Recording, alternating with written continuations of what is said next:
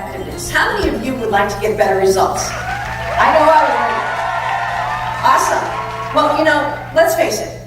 People don't want to be managed. They want to be led. They want to be inspired, and they want to be motivated. And they want to go on a journey in the workplace that motivates and connects them to the results of the company. And you as leaders, well, you can directly impact their journey. And the bottom line is, it's really hard to find good people. So you don't want to lose good people because of poor leadership. So today, we're going to cover several areas that are going to help you get a surge of new passion and enthusiasm for your leadership. First thing we're going to cover, we're going to take a look at the 4 qualities of amped up leaders. Next, I'm going to share something called the Platinum Rule with you. And if you embrace this and you really understand it and you put it into practice, it's going to increase your influence power with everybody on your team, in your organization, and even in your personal life.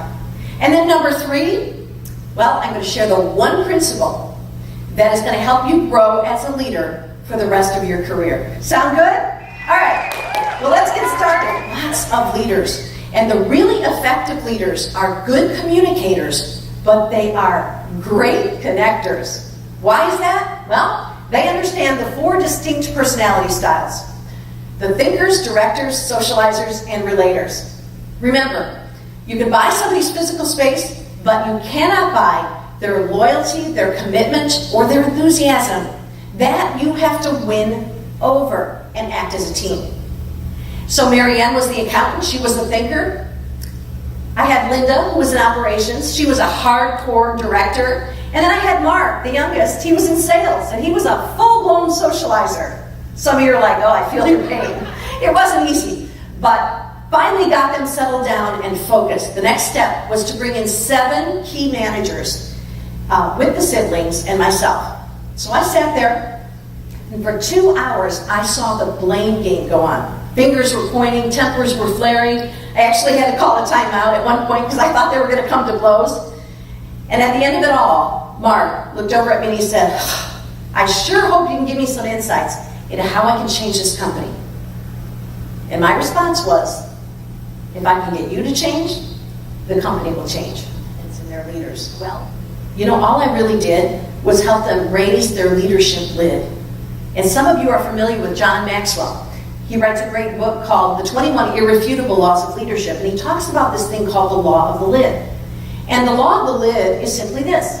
Let's say you're all leading at a certain level. On a scale from 1 to 10, let's say you're leading at a level 6. Well, this is what I know to be true.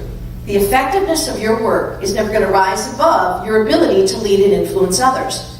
In other words, you cannot produce consistently at a level higher than your own leadership.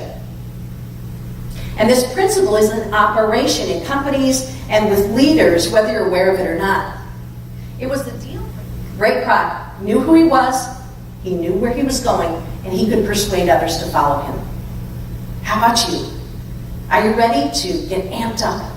Do you need a surge of passion and enthusiasm? Do you want to become more effective? I can help you do that right now by answering 3 key questions.